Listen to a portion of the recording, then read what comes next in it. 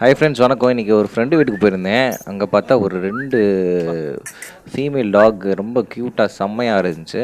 அதில் ஒன்று வந்து லேப்ரடார் ஃபீமேலு, இன்னொன்று என்ன கோம்பு ஃபீமேலு.